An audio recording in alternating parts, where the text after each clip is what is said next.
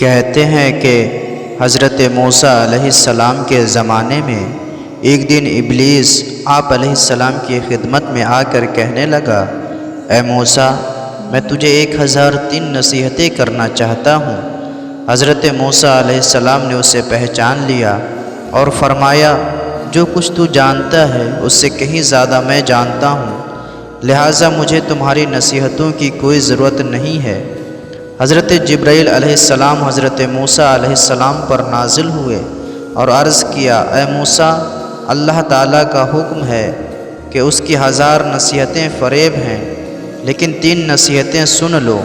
حضرت موسیٰ علیہ السلام نے ابلیس سے کہا، 1003 میں سے صرف 3 نصیحتیں کرو۔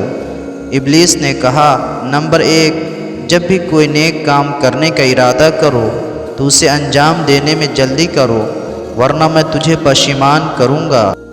نمبر 2، اگر کسی نامحرم عورت کے پاس تنہا ہو تو مجھ سے غافل مت رہنا، ورنہ میں تمہیں منافع عفت عمل پر آمادہ کروں گا۔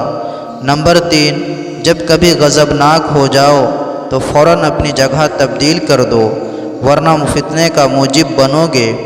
شیطان نے کہا، اب میں تمہیں 3 نصیحتیں کر چکا ہوں، ان کے عوض میں میرا تمہارے اوپر حق ہے کہ خداوند متعال سے سوال کرو کہ مجھے معاف کر دے۔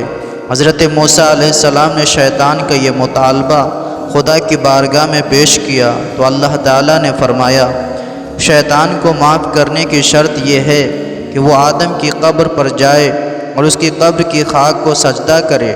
حضرت موسیٰ علیہ السلام نے خدا کا یہ فرمان ابلیس تک پہنچایا۔ ابلیس جو ابھی تک اپنے تکبر پر ڈٹا ہوا تھا، اس نے کہا، اے موسیٰ، میں نے اس وقت آدم کو سجدہ نہیں کیا تھا جب وہ زندہ تھا، یہ کیسے ہو سکتا ہے کہ اب اس کی قبر کی خاک پر سجدہ کروں؟